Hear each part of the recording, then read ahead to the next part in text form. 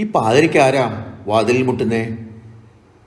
ഞാൻ ബാൽക്കണിയിലേക്ക് ഇറങ്ങി വീണ്ടും താഴേക്ക് നോക്കി. അവിടെ വെള്ളം തളം കെട്ടി നിന്നിരുന്നു. മഴ നനഞ്ഞ് അവശയായ ഒരു കൊടിച്ചിപ്പട്ടിയും ഒരു മനുഷ്യനുമില്ലാതെ ഒഴിഞ്ഞു കിടക്കുന്ന വഴികളും മാത്രം. നല്ല തണുത്ത കാറ്റുണ്ട്. മുറ്റത്തെ മാവിൽ നിന്നും ഒരു ചുള്ളിക്കമ്പ് ഒടിഞ്ഞു വീണു. ദൂരെ ഇടിമുഴക്കം കേൾക്കാം. ഇനിയും മഴയ്ക്ക് സാധ്യതയുണ്ട്. ഞാൻ ചിന്തയിൽ നിന്നുണർന്നു. എൻ്റെ ഭാര്യയും മക്കളും നല്ല ഉറക്കത്തിലാണ്. ഞാൻ ആലോചിക്കുകയായിരുന്നു, ഈ മഴ പെയ്യുന്ന രാത്രിയിൽ ആരാണ് വാതിൽ മുട്ടുന്നത്? ടി വിയും ന്യൂസ് പേപ്പറും തുറന്നാൽ രാത്രികളിൽ വീടുകളിൽ ചെന്ന് മുട്ടി വിളിച്ച് കതക് തുറന്ന് പുറത്തു വരുന്ന വീട്ടുകാരെ തലയ്ക്കടിച്ച് വീഴ്ത്തി മോഷണം നടത്തുന്ന ഗുണ്ടകളെക്കുറിച്ചുള്ള വാർത്തകളാണ് മുഴുവനും. അവർ നമ്മളെ പുറത്തിറക്കാൻ പല വഴിയും ഉപയോഗിക്കും. 58 അരോഗദൃഢഗാത്രനായ എനിക്ക് അത്ര പേടിക്കേണ്ട കാര്യമുണ്ടോ? മനസ്സിലാരോ പറഞ്ഞു, വല്ല അത്യാവശ്യവുമായി വരുന്ന ഒരയൽക്കാരനാവുമോ? വീണ്ടും കോരിച്ചൊരിയുന്ന മഴ. കതകിന് പിന്നിൽ ഞാൻ സംശയിച്ച് ഇരുട്ടിൽ നിന്നു. ഞാൻ കട്ടിലിന് താഴെ വച്ചിരുന്ന ഇരുമ്പൊടി എടുത്തു. കതകിന് പിന്നിൽ പിടിച്ച് ലൈറ്റൊക്കെ ഇട്ട് പതുക്കെ കതക് തുറന്നു.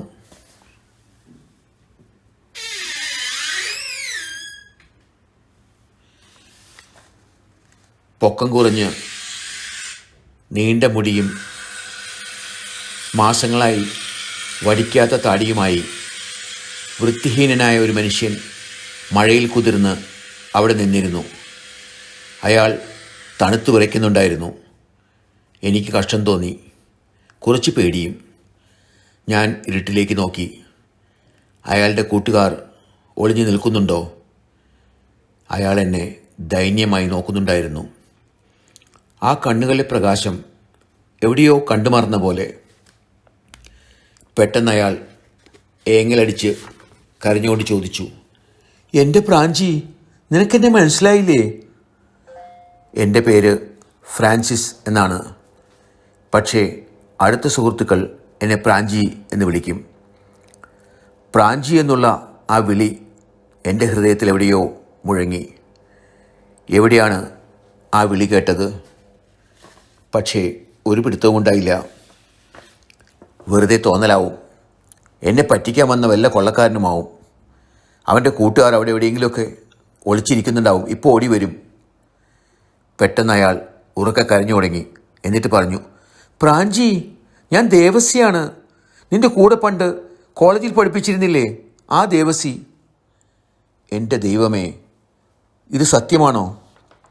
വർഷങ്ങൾക്ക് മുൻപ് ഞങ്ങളുടെ കോളേജിൽ പഠിപ്പിച്ചിരുന്ന ഇംഗ്ലീഷ് പ്രൊഫസർ. അയാൾക്ക് നല്ല ഗോതമ്പിൻ്റെ നിറമായിരുന്നു. ഞാൻ പഠിപ്പിച്ചിരുന്നത് മലയാളമായിരുന്നു, പ്രശസ്തമായ ഒരു പാരലൽ കോളേജിൽ. എൻ്റെ മലയാളം കവിതാപാരായണം കേൾക്കാൻ കുട്ടികൾ തടിച്ചുകൂടുമായിരുന്നു. കുട്ടികൾക്കെല്ലാം എൻ്റെ ക്ലാസ് വളരെ ഇഷ്ടമായിരുന്നു. എനിക്ക് ഈ പുതിയ ട്രെൻഡിലും ഫാഷനിലും ഒന്നും വലിയ കമ്പമില്ലായിരുന്നു. എൻ്റെ പ്രേമം മുഴുവൻ മലയാള സാഹിത്യത്തിനോടായിരുന്നു. ലൈബ്രറിയിലിരുന്ന് പഴയ കവിതകൾ തപ്പിയെടുത്ത് എൻ്റെ ശിഷ്യന്മാർക്ക് മുന്നിൽ അവതരിപ്പിക്കുകയായിരുന്നു എൻ്റെ പ്രധാന വിനോദം. ഞാൻ പഠിപ്പിക്കുന്ന കോളേജ് എൻ്റെ ഗ്രാമത്തിൽ നിന്ന് അധികം ദൂരമൊന്നും ആയിരുന്നില്ല. എന്നാലും കൂടെ പഠിപ്പിക്കുന്ന മറ്റു ചെറുപ്പക്കാരുടെ കൂടെ ടൗണിലെ ഒരു ലോഡ്ജിലായിരുന്നു എൻ്റെ താമസം. എൻ്റെ കൂടെ താമസിച്ചിരുന്നതിൽ ഒരാൾ കോസ്റ്റ് അക്കൗണ്ടൻസി പഠിപ്പിച്ചിരുന്ന രാമനും മറ്റേയാൾ മെർക്കൻറ്റൈൽ ലോയും കമ്പനി ലോയും പഠിപ്പിച്ചിരുന്ന മാത്യു എന്ന വക്കീലുമായിരുന്നു. വൈകുന്നേരങ്ങളിൽ ചില കോളേജ് വിദ്യാർത്ഥികൾ വരുമായിരുന്നു. ചിലർ വെറുതെ വാചകമടിക്കാനും മറ്റു ചിലർ ട്യൂഷനുമൊക്കെയായി. രാത്രിയായാൽ പിന്നെ മോഹൻലാലിൻ്റെ അഡ്വർടൈസ്മെൻറ്റിൽ പറയുന്ന പോലെ, വൈകിട്ടെന്താ പരിപാടി? എന്ത് പരിപാടി? സ്ഥിരം ബാച്ചലർ പാർട്ടി തന്നെ. ഒരു വീക്കെൻഡിൽ ഞങ്ങൾ വളരെ കാര്യമായി ഒരു മലയാളം സിനിമയെക്കുറിച്ച് ചർച്ച ചെയ്യുകയായിരുന്നു. ആരോ കോളിംഗ് ബെൽ അടിച്ചു.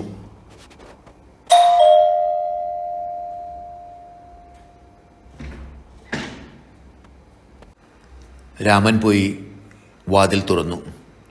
നിറയെ മുടിയും ആരെയും മയക്കുന്ന ചിരിയുമായി ഒരു ചെറുപ്പക്കാരൻ ഒരു സൂട്ട് കേസും പിടിച്ച് നേരെ മുറിയിലേക്ക് കയറി വന്ന് എൻ്റെ കട്ടിലിരുന്നു. ഞാൻ ദേവസി പഞ്ഞിക്കാരൻ. അവൻ്റെ മട്ടും ഭാവവും തൻ്റെ ഇടവും ഞങ്ങളെ അത്ഭുതപ്പെടുത്തി. ഒരു പരിചയമില്ലാത്ത ആൾക്കാരുടെ മുറിയിൽ കയറി വന്ന് നേരെ ഒരാളുടെ കട്ടിലിരിക്കുക, എന്നിട്ട് വാചകമടിയും. ഞാൻ നിങ്ങളുടെ കോളേജിൽ പുതിയതായി ജോയിൻ ചെയ്ത ഇംഗ്ലീഷ് ലെക്ചററാണ്. വളരെ ദൂരെ നിന്നാണ് വരുന്നേ. പ്രിൻസിപ്പോൾ പറഞ്ഞു ഇവിടെ കുറച്ച് ബാച്ചിലേഴ്സ് താമസിക്കുന്നുണ്ട് എന്ന്. അതാ നേരെ ഇങ്ങോട്ട് പോന്നേ. അയാളുടെ പെട്ടി എൻ്റെ കട്ടിലിന് താഴെ വച്ച് എൻ്റെ തലേനെടുത്ത് പുറകിൽ ചാരി സുഖമായിട്ടിരുന്നു. അങ്ങനെ ഞങ്ങൾ കൂട്ടുതാമസക്കാരായി. കുറച്ച് ദിവസങ്ങൾക്കുള്ളിൽ ഞങ്ങൾ വളരെ അടുത്ത സുഹൃത്തുക്കളായി. ദേവസിക്ക് പിന്നെ നിമിഷങ്ങൾ മതി കൂട്ടുകാരുണ്ടാക്കാൻ. എല്ലാവർക്കും ഇഷ്ടമാവും അവൻ്റെ സ്വഭാവം. അയാളുടെ ഇംഗ്ലീഷിന് ഭയങ്കര സ്റ്റൈലായിരുന്നു. ഊട്ടിയിലെ ഏതോ റെസിഡൻഷ്യൽ സ്കൂളിൽ നിന്നാണ് അവൻ പഠിച്ചു വന്നത് എന്ന് കേട്ടിട്ടുണ്ട്. കോളേജിൽ കുട്ടികൾക്കൊക്കെ ഏറ്റവും ഇഷ്ടമുള്ള ടീച്ചറാവാൻ അയാൾക്ക് അധികം നാൾ വേണ്ടി വന്നില്ല. 2-3 വർഷങ്ങൾ കഴിഞ്ഞപ്പോഴേക്കും ദേവസി ഞങ്ങളോട് യാത്ര പറഞ്ഞു പോയി. അവന് ബോംബെയിലെ ഒരു നല്ല കോളേജിൽ ജോലി കിട്ടി. ഞങ്ങളവന് ഒരു യാത്രയപ്പൊക്കെ നൽകി അയച്ചു. കൂട്ടത്തിൽ ഒരാൾ രക്ഷപ്പെട്ടല്ലോ എന്ന സന്തോഷമായിരുന്നു. കാലം അതിൻ്റെ യാത്ര അനശ്യൂതം തുടർന്നു. ഞാനും ജീവിതത്തിലെ ഓരോ തത്രപ്പാടിൽ തിരക്കിലായിരുന്നു. എൻ്റെ ദ്വീപിൽ നിന്ന് ഞാനൊരു ഫെറി സർവീസ് ആരംഭിച്ചു. വലിയ കാശൊന്നും ഉണ്ടാക്കിയില്ലെങ്കിലും നല്ലൊരു വീട് പണിതു. കുട്ടികൾ 2 പേരും കോളേജിലായി. ദേവസിയുടെ തേങ്ങലുകൾ എന്നെ ഓർമ്മയിൽ നിന്ന് ഉണർത്തി. ഞാൻ പെട്ടെന്ന് അവനെ കെട്ടിപ്പിടിച്ചു. എൻ്റെ തൊണ്ടയിൽ എന്തോ തടയുന്ന പോലെ. അവൻ ഒരു സങ്കോചവുമില്ലാതെ എന്നോട് പറഞ്ഞു, പ്രാഞ്ചി, എനിക്ക് വിശക്കുന്നു, എന്തെങ്കിലും കഴിക്കാൻ താ. ഞങ്ങളുടെ സംസാരമെല്ലാം കേട്ട് എൻ്റെ ഭാര്യ അപ്പോഴേക്കും ഉണർന്നിരുന്നു. ഞങ്ങളപ്പോഴും കതകിന് വെളിയിൽ തന്നെ നിൽക്കുകയായിരുന്നു. ഞാൻ തിടുക്കത്തിൽ ദേവസിയെ അവൾക്ക് പരിചയപ്പെടുത്തി. അവളുടെ നോട്ടത്തിൽ ഇതെന്തൊരു മാരണമാണ് എന്നൊരു ചോദ്യം ഞാൻ കണ്ടു. ഒന്നും മിണ്ടാതെ ഫ്രിഡ്ജ് തുറന്ന് ഉണ്ടായിരുന്ന ഭക്ഷണം ചൂടാക്കി അവൾ വിളമ്പി. അവൻ ഒരക്ഷരം മിണ്ടാതെ അവസാനത്തെ വറ്റ് വരെ കഴിച്ചു. എന്നിട്ട് സോഫയിൽ ചുരുണ്ട് കിടന്നു. ഞാൻ കാലത്തെ ഫെറിയിലേക്ക് പോകുമ്പോൾ അവൻ നല്ല ഉറക്കമായിരുന്നു. അടുത്ത 2 ദിവസം അവൻ എഴുന്നേറ്റതേയില്ല. എൻ്റെ ഭാര്യയും മക്കളും പേടിയോടെ ഇടയ്ക്കിടയ്ക്ക് അവൻ്റെ അടുത്ത് ചെന്ന് അവൻ ശ്വസിക്കുന്നുണ്ടോ എന്ന് നോക്കുന്നുണ്ടായിരുന്നു. ഇടയ്ക്ക് എന്നെ നോക്കി അവൾ, ഈ പുലിവാലിൻ്റെ വല്ല ആവശ്യമുണ്ടോ എന്ന് ആംഗ്യരൂപേണ ചോദിക്കും. 3-ാം ദിവസം രാവിലെ അവൻ ഉണർന്നു. ആളാകെ ശാന്തനും സന്തോഷവാനുമായിരുന്നു പോലെ. ഞാൻ അവനെ അടുത്തുള്ള ബാർബർ ഷോപ്പിലേക്ക് കൂട്ടിക്കൊണ്ടുപോയി. മുടിയും താടിയുമെല്ലാം വെട്ടി ഒതുക്കിയപ്പോൾ ആളാകെ ഒരു ഐശ്വര്യം വന്ന പോലെ. വീട്ടിൽ ചെന്ന് വിസ്തരിച്ചൊരു കുളിയും കൂടി കഴിഞ്ഞപ്പോൾ പഴയ ദേവസിയുടെ ഒരകന്ന ബന്ധുവിൻ്റെ ഛായ തോന്നി. എന്നാലും അവനൊരു പ്രശ്നമുണ്ടായപ്പോൾ എന്നെ തേടി വന്നല്ലോ അവൻ. എനിക്കതിൽ സന്തോഷം തോന്നി. ഉച്ചഭക്ഷണം കഴിഞ്ഞ് ഞങ്ങൾ എൻ്റെ മുറിയിലിരിക്കുമ്പോൾ അവൻ്റെ കഥ പറയാൻ ഞാൻ തുടങ്ങി. അവൻ പണ്ടേ ആവശ്യമില്ലാത്ത കാര്യത്തിലെല്ലാം ചെന്ന് തലയിടുന്ന കൂട്ടത്തിലായിരുന്നു. ഭയങ്കര ജിജ്ഞാസയാണ്. ഞങ്ങളോട് യാത്ര പറഞ്ഞ് ബോംബെക്ക് പോയിട്ട് അവൻ അവിടുത്തെ ഒരു പ്രശസ്തമായ യൂണിവേഴ്സിറ്റിയിലാണ് ചേർന്നത്. അവിടെ അവൻ്റെ കഴിവ് കൊണ്ടവൻ പടിപടിയായി ഉയർന്നു. അവിടുന്ന് അവൻ PhD എടുത്തു. കൂടെ പഠിപ്പിക്കുന്ന ആൾക്കാർക്കും കുട്ടികൾക്കും എല്ലാം അവന് വലിയ ബഹുമാനവും സ്നേഹവും ഒക്കെയായിരുന്നു. അവൻ അവിടുത്തെ ഇംഗ്ലീഷ് ഡിപ്പാർട്ട്മെൻറ്റിൻ്റെ ഹെഡായി. ഒരു ദിവസം വൈകുന്നേരം കോളേജ് വിട്ട് അവൻ നടക്കാനിറങ്ങി. കുറച്ച് നടന്നപ്പോൾ ഒരു കാപ്പി കുടിക്കാം എന്ന് കരുതി മുന്നിൽ കണ്ട ഒരു വലിയ ഹോട്ടലിൽ കയറി. കാപ്പിയും ഒരു കടിയുമെല്ലാം കഴിച്ച് ഇറങ്ങുമ്പോഴാണ് അവൻ കണ്ടത്, ഒരു ഹാളിൽ എന്തോ പ്രസംഗം നടക്കുന്നു. നിറയെ ചെറുപ്പക്കാരിയ്ക്കുന്നു. കണ്ടപ്പോൾ ഒരു കൗതുകം തോന്നി. എന്താണ് എന്നറിയാൻ വാതിക്കൽ എത്തി നോക്കി. അവിടെ നിന്നിരുന്ന ഒരാൾ ഉടനെ വിളിച്ച് ഒരു കസേരയിൽ ഇരുത്തി. എന്താണ് സംഭവം എന്നറിയാൻ പ്രസംഗം ശ്രദ്ധിച്ചു തുടങ്ങിയപ്പോഴേക്കും പുറത്ത് ഭയങ്കര കോലാഹലം. ആരോ അകത്തേക്ക് ഓടിയെന്ന് പറഞ്ഞു, പോലീസ് പോലീസ്! എല്ലാവരും നാലുപാടും ഓടി.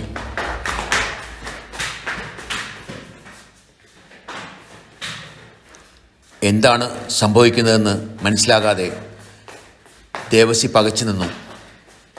എവിടെ നിന്നോ ഒരു പോലീസുകാരൻ ഓടി വന്ന് ഷർട്ടിൽ കുത്തിപ്പിടിച്ച് അലറിക്കൊണ്ട് രണ്ട് പൊട്ടിച്ചു. പിന്നെ ആരൊക്കെയോ ഉപദ്രവിച്ചു.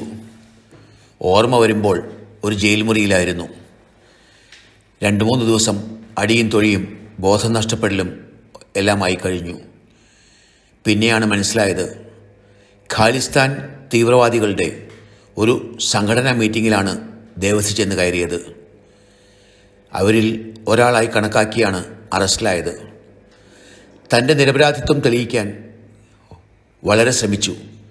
പക്ഷേ ആരും കേൾക്കാൻ തയ്യാറായില്ല. കൂട്ടുകാരെയും ബന്ധുക്കളെയും എല്ലാം കോണ്ടാക്ട് ചെയ്യാൻ ശ്രമിച്ചു. പക്ഷേ എല്ലാവരും കൈയൊഴിഞ്ഞു. ഒരു തീവ്രവാദിയുമായി ബന്ധമുണ്ടെന്ന് പറയാൻ സ്വന്തം സഹോദരങ്ങൾ പോലും തയ്യാറായില്ല. കുറച്ച് ദിവസം കഴിഞ്ഞപ്പോൾ ഒരു പോലീസുകാരൻ കുറേശ്ശെ ദയയോടെയെല്ലാം പെരുമാറാൻ തുടങ്ങി. അയാൾക്ക് ദേവസിയുടെ സ്ഥിതി മനസ്സിലായതുപോലെ അയാൾ പറഞ്ഞു, ദേവസി ജോലി ചെയ്തിരുന്ന കോളേജ് അയാളെ ജോലിയിൽ നിന്ന് പിരിച്ചുവിട്ടു. പിന്നെ ആരെയും ബന്ധപ്പെടാൻ ശ്രമിച്ചില്ല. 5 കൊല്ലം കഠിന തടവ് കഴിഞ്ഞപ്പോൾ അവിടെ നിന്ന് ഇറക്കി വിട്ടു. അവിടെ അത്രയും കാലം ചെയ്ത ജോലിയുടെ കൂലിയായി കുറച്ച് കാശും കൊടുത്തു. എവിടേക്ക് പോകണം എന്ന് ഒരു രൂപവുമില്ലായിരുന്നു. സ്വന്തം വീട്ടിലേക്ക് പോകാൻ പോലും പേടിയായിരുന്നു. ആത്മഹത്യ ചെയ്താലോ എന്നാലോചിച്ചു. അതിനുള്ള ധൈര്യം പോലും ഉണ്ടായില്ല. കുറേ ആലോചിച്ച ശേഷം അവൻ എൻ്റെ അടുത്ത് വരാൻ തീരുമാനിച്ചു. പകൽ വന്ന് എന്നെ കണ്ടാൽ എനിക്ക് പ്രശ്നമായാലോ എന്ന് വിചാരിച്ച് ഇരുട്ടാവാൻ കാത്തുനിന്നതാണ്. എനിക്ക് എല്ലാവരോടും ദേഷ്യം തോന്നി. നമ്മുടെ സമൂഹത്തിനോടും വ്യവസ്ഥിതിയോടും. പാവം എൻ്റെ കൂട്ടുകാരൻ ചെയ്യാത്തൊരു തെറ്റിനു വേണ്ടി എന്തെല്ലാം അനുഭവിച്ചു. ഞങ്ങൾ പരസ്പരം കൈകൾ കൂട്ടിപ്പിടിച്ച് കുറേ നേരം കരഞ്ഞു. എൻ്റെ ഭാര്യ എല്ലാം ശ്രദ്ധിക്കുന്നുണ്ടായിരുന്നു. എന്തോ ഒരു പന്തികേട് ഉണ്ടെന്ന് അവൾക്കും തോന്നി. അവൾ എന്നെ അകത്തേക്ക് വിളിച്ച് കാര്യങ്ങൾ തിരക്കി. വേറെ വഴിയൊന്നുമില്ല. എനിക്ക് അവളോടെല്ലാം പറയേണ്ടി വന്നു. അവൾക്ക് എൻ്റെ കൂട്ടുകാരനോട് സഹതാപം തോന്നി. പക്ഷേ ഈ മാരണമെടുത്ത് തലയിൽ വയ്ക്കരുത് എന്നവൾ എന്നെ താക്കീത് ചെയ്തു. ഒരു ഭീകരനെ സഹായിച്ച് നിങ്ങൾ ജയിലിൽ പോകുന്നത് കാണാൻ എനിക്ക് വയ്യ, അവൾ പറഞ്ഞു. അവൻ ഭീകരനൊന്നുമല്ല, ഒന്നും അറിയാത്തൊരു പാവം മനുഷ്യനാണ്, ഞാൻ ദേഷ്യത്തിൽ പറഞ്ഞു. അവളൊന്ന് തണുത്തു. ശാന്തയായി എന്നോട് ഉപദേശസ്വരത്തിൽ പറഞ്ഞു, നിങ്ങൾക്ക് അയാളെ വിശ്വാസമായിരിക്കാം, പക്ഷേ സമൂഹം അത് അംഗീകരിക്കുമെന്ന് നിങ്ങൾക്ക് തോന്നുന്നുണ്ടോ? നമുക്ക് ഇപ്പം തന്നെ ആവശ്യത്തിലധികം പ്രശ്നങ്ങളുണ്ട്. ഇനിയും പുതിയ പ്രശ്നങ്ങൾ കൂടി ഉണ്ടാക്കണോ? എനിക്ക് കരച്ചിൽ വന്നു. എൻ്റെ കൂട്ടുകാരനെ ഉപേക്ഷിക്കാൻ എനിക്ക് പറ്റുമോ? എന്താ ചെയ്യുക? ഒരു എത്തും പിടിയുമില്ല. അന്ന് രാത്രി ഞങ്ങൾ ആ വിഷയം സംസാരിച്ചതേയില്ല. പിറ്റേന്ന് രാവിലെ ഞാൻ ദേവസ്യ വിളിക്കാൻ ചായയുമായി ചെന്നു. പക്ഷേ അവനവിടെ ഉണ്ടായിരുന്നില്ല. ഞാൻ എല്ലായിടത്തും തിരക്കി. അവനവിടെ എവിടെയോ അപ്രത്യക്ഷനായതുപോലെ എനിക്ക് സങ്കടം തോന്നി. പക്ഷേ അതിലുപരി എനിക്ക് അത്ഭുതമായിരുന്നു. എൻ്റെ ഉള്ളിലെവിടെയോ എൻ്റെ മനസ്സിലെ ടെൻഷൻ ഒഴിഞ്ഞ പോലെ ഇനി ദേവശ്രീയുടെ പ്രശ്നങ്ങൾ ചിന്തിച്ച് വിഷമിക്കേണ്ട കാര്യമില്ലല്ലോ. എനിക്ക് എന്നോട് തന്നെ അവജ്ഞ തോന്നി. ഞാൻ ഇത്രയ്ക്ക് സ്വാർത്ഥനാണോ? എൻ്റെ കൂട്ടുകാരൻ്റെ ജീവിതത്തെക്കാൾ എനിക്ക് എൻ്റെ മനസമാധാനമാണോ വലുത്? പക്ഷേ ദേവസി പോകാതെ ഇവിടെ തന്നെ നിന്നിരുന്നുവെങ്കിൽ ഞാൻ എന്തു ചെയ്യുമായിരുന്നു? എനിക്ക് യാതൊരു എത്തുംപിടുത്തവുമില്ല. കാലം എല്ലാ മുറിവുകളെയും മായ്ക്കും എന്ന് പറയുന്നത് എത്ര ശരിയാണ്. ഞങ്ങൾ ദേവസിയെ മറന്നു. ജീവിതം പല വളവുകളും തിരിവുകളും കടന്ന് ഒഴുകിക്കൊണ്ടേയിരുന്നു. കുറച്ച് വർഷങ്ങൾക്ക് ശേഷം എനിക്ക് തപാലിൽ ഒരു എഴുത്ത് കിട്ടി. അയച്ചയാളുടെ പേരും മേൽവിലാസവും ഒന്നുമില്ല. കൈയക്ഷരം പരിചയമുള്ള പോലെ, എൻ്റെ ശരീരത്തിലൂടെ ഒരു മിന്നൽ പിണർ കടന്നുപോയ പോലെ. ആ എഴുത്ത് പൊട്ടിക്കാൻ എനിക്ക് സന്തോഷമാണോ പേടിയായിരുന്നോ തോന്നിയത് എന്ന് എനിക്കറിയില്ല. ഒടുവിൽ എങ്ങനെയോ ധൈര്യം സംഭരിച്ച് ഞാൻ ആ കത്ത് തുറന്നു.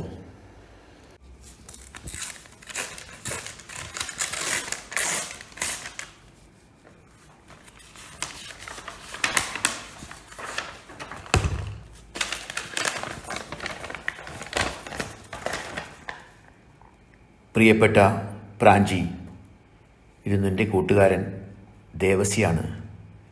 നീയും കുടുംബവും സന്തോഷമായിരിക്കുന്നുവെന്നും നിൻ്റെ ഫെറി സർവീസ് നിന്നെ ഒരു പണക്കാരനാക്കി കാണുമെന്നും വിശ്വസിക്കുന്നു. ഞാൻ ഏതാണ്ട് ഒരു കരയ്ക്കണഞ്ഞു എന്ന് പറയാം. സന്തോഷവാനാണോ എന്ന് ചോദിച്ചാൽ എനിക്കറിയില്ല. പക്ഷേ കുഴപ്പങ്ങളില്ലാതെ പോകുന്നു. താമസിക്കുവാൻ വൃത്തിയുള്ള ഒരു വീടുണ്ട്.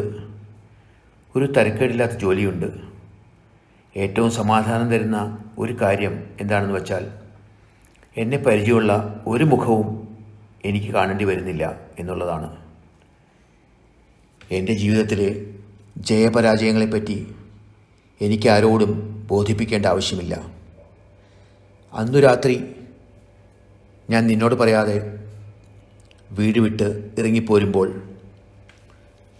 ഞാൻ ചിന്തിച്ചത്, നിനക്ക് എന്നെ സഹായിക്കാനുള്ള ഒരു മനസ്സുണ്ട്. പക്ഷേ നിനക്ക് നിൻ്റേതായ ധാരാളം പ്രശ്നങ്ങളുമുണ്ടായിരുന്നു. അതിനിടയ്ക്ക് എൻ്റെ പ്രശ്നങ്ങളും കൂടി കൂട്ടിക്കുഴച്ച് നിന്നെ വിഷമിപ്പിക്കേണ്ട എന്ന് ഞാൻ വിചാരിച്ചു. അതുകൊണ്ട് ഞാൻ ബോംബെക്ക് തിരിച്ചു പോന്നു. എന്നെ പരിചയമുള്ള ആളുകളിൽ നിന്നും എനിക്ക് പരിചയമുള്ള സ്ഥലങ്ങളിൽ നിന്നും എല്ലാം വളരെ അകലേക്ക് ഞാൻ യാത്ര ചെയ്തു. കണ്ട വഴിയിലെല്ലാം ഞാൻ അലഞ്ഞു. അവസാനം ഒരു ഹോട്ടലിൽ സപ്ലയറായി ഒരു ജോലി കിട്ടി. പാത്രം കഴുകാനും അടിച്ചു വാരാനും എല്ലാം പഠിച്ചു. എൻ്റെ പഴയ കഥയൊന്നും ഞാൻ ആരോടും പറഞ്ഞില്ല. എൻ്റെ വിദ്യാഭ്യാസ യോഗ്യതകളെല്ലാം ഞാൻ എല്ലാവരിൽ നിന്നും മറച്ചു വച്ചു. ഞങ്ങളുടെ ഹോട്ടലിൽ പതിവായി ഭക്ഷണം കഴിക്കാൻ വരുന്ന ഒരു തമിഴനുമായി ഒരു നല്ല സുഹൃത്ത് ബന്ധം സ്ഥാപിച്ചു. ഒരിക്കൽ ഞാൻ അയാളോട് എൻ്റെ കഥകളെല്ലാം പറഞ്ഞു. അയാൾക്ക് എന്നോട് സഹതാപം തോന്നി. കുറച്ച് നാൾ കഴിഞ്ഞപ്പോൾ അയാൾ എന്നോട് പറഞ്ഞു, അദ്ദേഹത്തിൻ്റെ ഒരു സുഹൃത്തിന് ഊട്ടിയിൽ ഒരു തേയിലത്തോട്ടമുണ്ട്. അവിടെ കാര്യങ്ങളെല്ലാം നോക്കി നടത്താൻ അയാൾക്ക് വിശ്വസ്തനായ ഒരു മാനേജരെ ആവശ്യമുണ്ട്. ഞാൻ നിങ്ങളുടെ കാര്യം പറഞ്ഞിട്ടുണ്ട്. അദ്ദേഹം പറഞ്ഞു, എൻ്റെ എസ്റ്റേറ്റ് നഗരത്തിൽ നിന്ന് വളരെ ദൂരെയാണ്, ഒരു കാട്ടിലാണ്.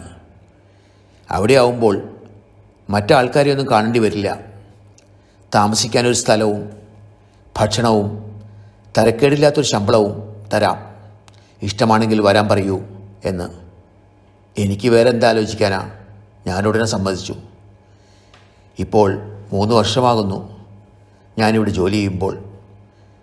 കുറച്ച് പൈസയും സൂക്ഷിച്ചു വച്ചിട്ടുണ്ട്. നിനക്ക് ഡ്രാഫ്റ്റോ മണി ഓർഡറോ ഒക്കെ അയച്ച് നിന്നെ ഒരു പ്രശ്നത്തിൽ ചാടിക്കാൻ ഞാൻ ഉദ്ദേശിക്കുന്നില്ല. അതിനാൽ ഉള്ള പൈസ ഞാൻ ഈ കവറിൽ വയ്ക്കുന്നു. നിനക്ക് പൈസയുടെ ആവശ്യമുണ്ടാവും എന്നെനിക്കറിയാം. ഓരോ എഴുത്തിലായി ഞാൻ കുറേശ്ശെ അയക്കാം. എനിക്ക് പിന്നെ സ്വന്തം എന്ന് പറയാൻ വേറെ ആരുമില്ലല്ലോ, നീ അല്ലാതെ. ഞാനൊരിക്കലും നിന്നെ കാണാൻ അവിടെ വരികയോ നിന്നെ മറ്റുള്ളവരുടെ മുന്നിൽ നാണം കെടുത്തുകയോ ചെയ്യില്ല. നീ പ്രാർത്ഥിക്കുമ്പോൾ ഇടയ്ക്ക് എനിക്ക് വേണ്ടിയും പ്രാർത്ഥിക്കുക. വളരെ സ്നേഹത്തോടെ, സ്വന്തം ദേവസി.